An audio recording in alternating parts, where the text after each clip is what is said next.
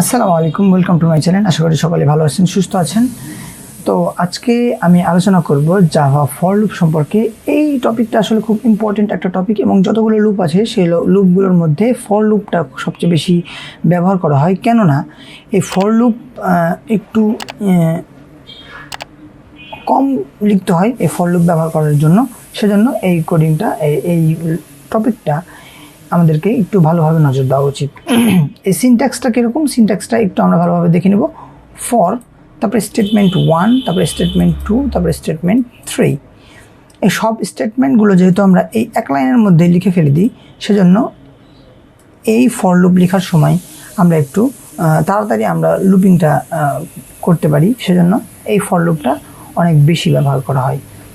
তো স্টেটমেন্ট 1-এ কি লেখা হবে সেটা আমরা এখানে একটু দেখে নিই। Statement 1 is executed one time before the execution of the code block. বলা হয়েছে এখানে একবার এই স্টেটমেন্ট 1টা এক্সিকিউট হবে এই কোডটা চলাকালীন একবারই এই স্টেটমেন্টটা কি একবারই ইউজ হবে। অর্থাৎ তারপর এবার আমরা যদি স্টেটমেন্ট 2 দেখি, statement 2 defines the conditions for executing the code block. এটা কন্ডিশনটা ডিফাইন করে দেয়। এবং তারপর কি হয়, statement 3 is executed every time after the code block has been executed. প্রত্যেকবারই এই যেই স্টেটমেন্ট 3টা আছে সেই স্টেটমেন্ট 3টা বারবার কি হয়, ইউজ হয়, এক্সিকিউট হয়।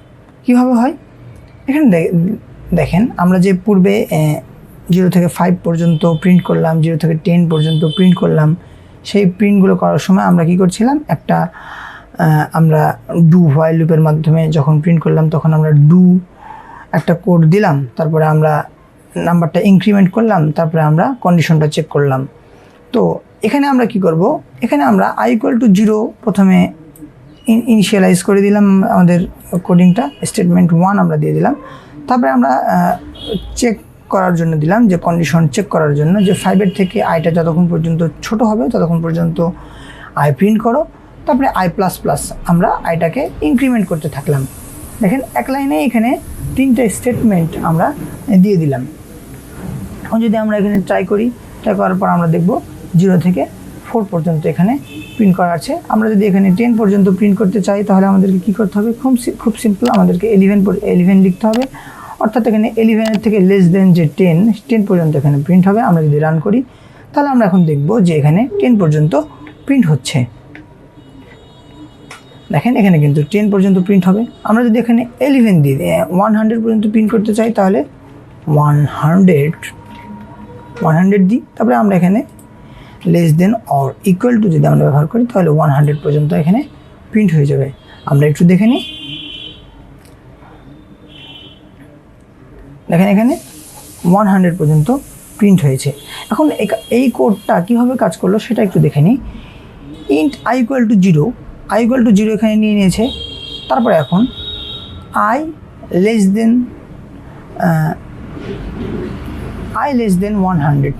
100 থেকে কি i ছোট, এখানে কন্ডিশনটা চেক হচ্ছে, ট্রু হলো, তাহলে এবার এই কোডিংটা রান হবে। তো এটা এখন প্রিন্ট হচ্ছে এটা এখন।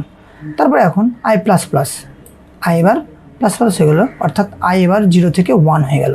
তারপরে এই কন্ডিশনটা চেক হচ্ছে এবং যদি ট্রু হয় তাহলে এটা রান হবে এবং তারপর i আবার ++ হয়ে যাবে। তো এভাবে আমাদের এই কোডটা বারবার করে রান হতে থাকবে এবং আমাদের কোডিংটা চলতেই থাকবে।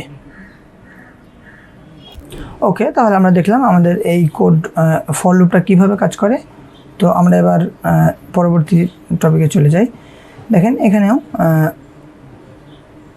সেমভাবে দিয়েছে এবং এখানে ইনক্রিমেন্টটা i=i+2 করে দিয়েছে। অর্থাৎ এখানে দেখেন i+2 অর্থাৎ এখানে ইনক্রিমেন্ট 2 করে হবে, 2 করে এখানে ইনক্রিমেন্ট হবে। এখানে একটু আমরা ভালো করে দেখি, 0 2 4 6 8 10 এভাবে এখানে যেহেতু ইনক্রিমেন্ট এখানে 2 করে বাড়িয়ে নিয়েছি, সেহেতু এখানে প্রিন্টও হবে 2 করে।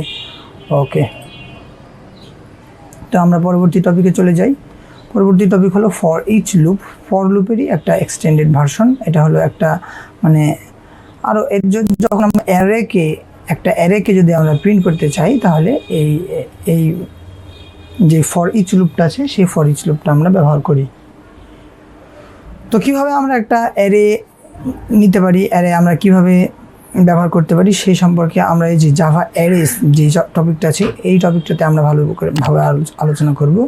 তো এখন আমরা একটু আলোচনা করে নিই যে এই অ্যারেকে আমরা খুব সিম্পলভাবে কীভাবে নিতে পারি। তো স্ট্রিং, এই যে থার্ড ব্র্যাকেট আছে, এই থার্ড ব্র্যাকেটের মাধ্যমে আমরা একটা অ্যারে ডিফাইন করে দিতে পারি যে এটা একটা অ্যারে।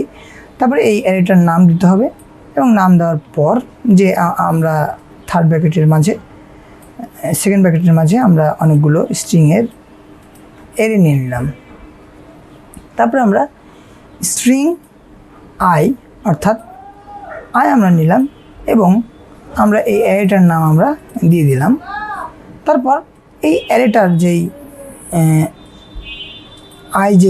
আইটাকে আমরা পাস করে দিলাম। তাহলে এখন কি হবে, এই অ্যারেটাকে বারবার প্রিন্ট হবে। তো হয়তোবা এই ফর ইচ লুপটা নিয়ে আপনাদের একটু সন্দেহ থাকলো। তো পরবর্তীতে আমরা এই অ্যারে যখন আমরা ভালোভাবে বুঝে নেব, তখন আমরা এই ফর ইচ লুপটাকে ভালোভাবে আমরা দেখে নেব। তো নেক্সট টপিকে আমরা চলে যাই। নেক্সট টপিক হলো ব্রেক অ্যান্ড কন্টিনিউ। আমি যেই সুইচ স্টেটমেন্ট ছিল, এই সুইচ স্টেটমেন্টে এই ব্রেক সম্পর্কে আলোচনা করেছিলাম। তা আমরা একটু দেখে নিই যে ব্রেকটা কি। ব্রেক আমাদের কোডিংয়ে একটা ব্রেক দিয়ে দেয়, যার ফলে আমরা আমাদের কোডিংয়ে একটা ব্রেক তৈরি করতে পারি যে এখানে ব্রেক করে দেওয়া হোক, আমাদের কোডিংটা এতদূর পর্যন্ত প্রিন্ট হোক। হ্যাঁ, তারপরে আমাদের কোডিংটা তখন সেখানে ব্রেক হয়ে যায়।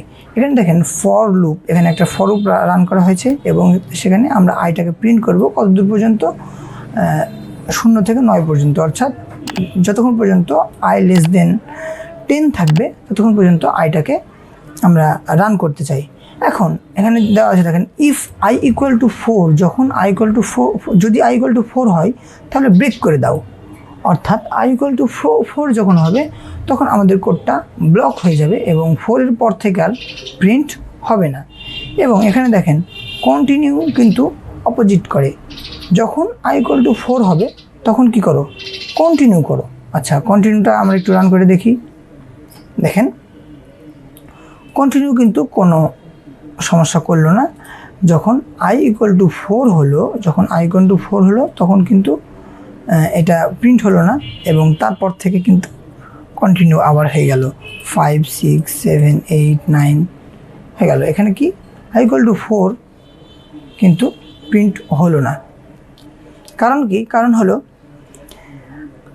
ইফ আই ইকুয়াল টু 4, যখন আই ইকুয়াল টু 4 হয়েছে তখন কন্টিনিউ যেই কিওয়ার্ডটা, সেই কিওয়ার্ডটা কল হয়েছে।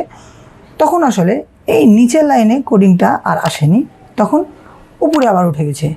তখন সেজন্য আই ইকুয়াল টু 4টা আমাদের প্রিন্ট হয়নি, এবং পরবর্তীতে এই 5, 6, 7, 8, 9 সবগুলোই কি প্রিন্ট হয়ে গেছে। তো আশা করি জাভা ব্রেক অ্যান্ড কন্টিনিউ সম্পর্কে আপনাদের মোটামুটি একটা ধারণা চলে এসেছে। তো এরপর আমরা চলে যাই জাভা অ্যারেতে। তো অ্যারে খুব ইম্পর্টেন্ট একটা টপিক। এই অ্যারে আমাদের অ্যান্ড্রয়েড অ্যাপ ডেভেলপমেন্টের সময় প্রচুর পরিমাণে কাজে লাগে। এই অ্যারে এবং অ্যারে লিস্ট আরেকটা জাভার যেই non primitive data type array list, এই অ্যারে লিস্ট আমাদের খুবই খুবই খুবই খুবই কাজে লাগে। তো অ্যারে আমরা কীভাবে ডিফাইন করতে, অ্যারে সিনট্যাক্সটা আমরা একটু দেখে নিই। যে স্ট্রিং, এটা কিন্তু একটা অ্যারে চিহ্ন, থার্ড ব্র্যাকেট। এই থার্ড ব্র্যাকেটের মাধ্যমে আমরা অ্যারে এটা জাভাকে বুঝাতে পারি। তো স্ট্রিং অ্যারে কার্স, আমরা একটা কার নামের একটা অ্যারে নিলাম, এবং অ্যারেটার ভ্যালুগুলো আমরা এখানে দিয়ে দিলাম। কীভাবে দিলাম? আমরা সেকেন্ড ব্র্যাকেট, তার মাঝে আমরা একটা স্ট্রিং দিলাম, তারপরে কমা, এবং আরেকটা স্ট্রিং দিলাম, তারপরে কমা, এবং আরেকটা স্ট্রিং দিলাম, তারপরে আমরা কমা, এবং আরেকটা স্ট্রিং দিলাম। শেষে একদম কমা দেওয়ার কোনো প্রয়োজন নাই। ওকে, এবং একটা স্ট্রিংয়ের অ্যারে আমরা এভাবে নিতে পারি। যদি আমরা একটা ইন্টিজারের অ্যারে নিতে চাই তাহলে আমাদেরকে কী করতে হবে, আমরা সেমভাবে ইন্ট তারপরে একটা অ্যারে চিহ্ন দিলাম, তারপরে একটা আমরা অ্যারের নাম দিলাম, অর্থাৎ মাই নাম্বারকে শর্টভাবে আমরা লিখলাম মাই নাম, তারপরে আমরা 10, 20, 30, 40 এগুলো দিয়ে দিলাম। এখন আমরা কি করব, আমরা একটা অ্যারেকে যদি অ্যাক্সেস করতে চাই তাহলে আমরা কি করতে পারি, আমরা অ্যারের নাম দিয়ে এই অ্যারে সাইনের মাঝে আমরা যদি 0, অর্থাৎ এখানে ইন্ডেক্স, এই অ্যারের ইন্ডেক্স 0 থেকে শুরু হয়, এই ভলভো হলো ইন্ডেক্স নাম্বার 0 এবং BMW হলো ইন্ডেক্স নাম্বার 1, 4, 2, মাজদা 3, 0, 1, 2, 3।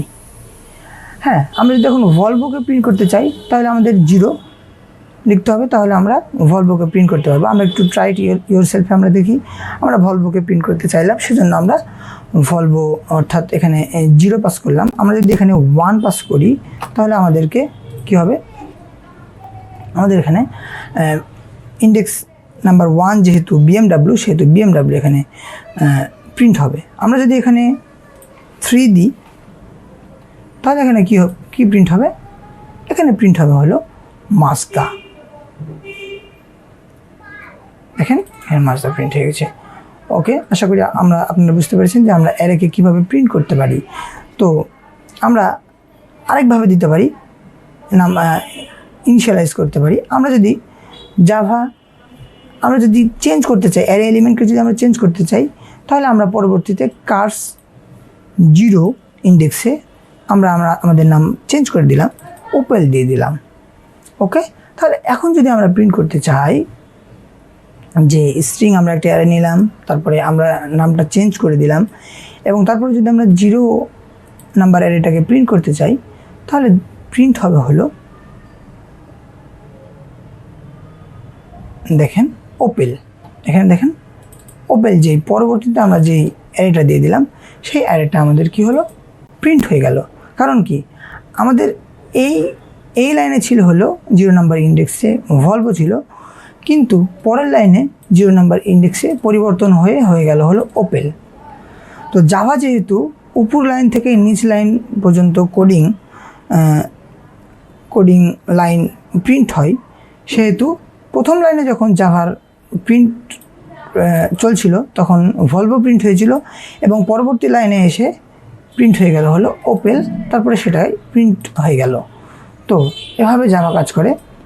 তো আমরা এখন যদি অ্যারে ডট লেন্থ যেই মেথডটা আছে, যেই প্রপার্টি আছে, এই লেন্থ প্রপার্টির মাধ্যমে আমরা অ্যারেটা কতটুকু লেন্থ আছে সেই লেন্থটা আমরা চেক করতে পারি। তো কিভাবে আমরা চেক করতে পারি, দেখেন এই কার্স ডট লেন্থ যদি আমরা লিখি তাহলে 1, 2, 3, 4 4টা এখানে এলিমেন্ট আছে, 4টা এলিমেন্ট আছে। তো এখানে আউটপুট আমাদেরকে দিয়ে দিবে হলো 4। তো এভাবে আমরা অ্যারের লেন্থ আমরা চেক করতে পারি, এভাবে আমরা অ্যারে প্রিন্ট করতে পারি। তো পরবর্তী টপিকে আমরা চলে যাব, এবং পরবর্তী টপিকে আমরা দেখব যে অ্যারে লুপ আমরা কিভাবে করতে পারি। আমরা পূর্ববর্তী ভিডিওতে অল্প একটু দেখেছিলাম যে ফর ইচ লুপের মাধ্যমে আমরা একটা স্ট্রিং আই নিয়েছিলাম এবং তারপরে আমরা অ্যারেটাকে পাস করে দিয়েছিলাম, এবং তার পরবর্তীতে কি ফর ইচ লুপের মাধ্যমে প্রত্যেকটা অ্যারে প্রিন্ট হয়ে যাচ্ছিল। তো এবার আমরা দেখব ফর লুপের মাধ্যমে আমরা কীভাবে আমাদের অ্যারেটাকে প্রিন্ট করতে পারি।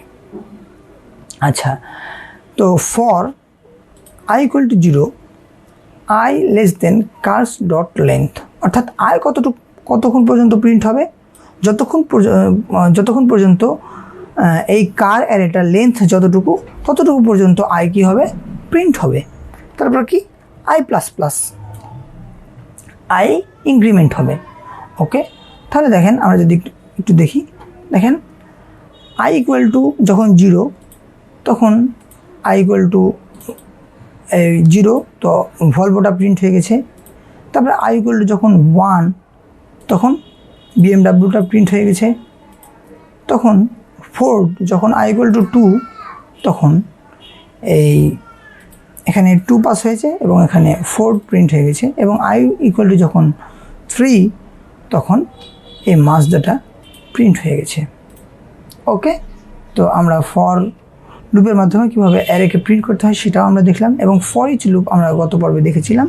ফর ইচ লুপের মাধ্যমে আমরা একটা অ্যারে নিলাম এবং সেই অ্যারের আমরা আই ডিফাইন করলাম এবং আইটাকে প্রিন্ট করলাম যতক্ষণ পর্যন্ত আই এই কারের লেন্থ যতটুকু আই ততক্ষণ পর্যন্ত এই কারটাকে প্রিন্ট করে দিবে, পুরোপুরি এই পুরো কারটাকে প্রিন্ট করে দিবে।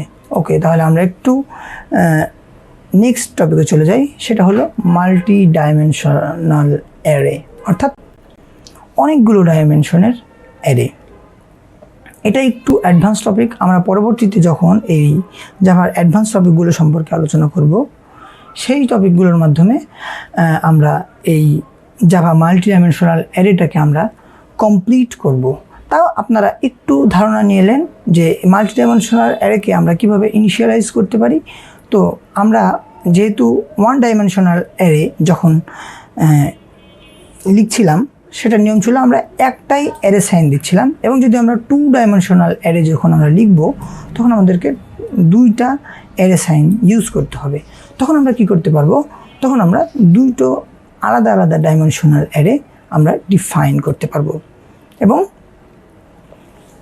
আমরা যদি একটা ইন্টিজারের মাধ্যমে x equal to my number 1 and 2 এই ডাইমেনশনালটা আমরা দিয়ে দিই, তাহলে আমরা তখন কি করতে পারবো, এই x ইকুয়াল টু আমরা যদি প্রিন্ট করতে চাই তাহলে এখানে হলো 4টা, এখানে হলো 3টা এবং মোটমাট আউটপুট 7 হয়ে যাবে।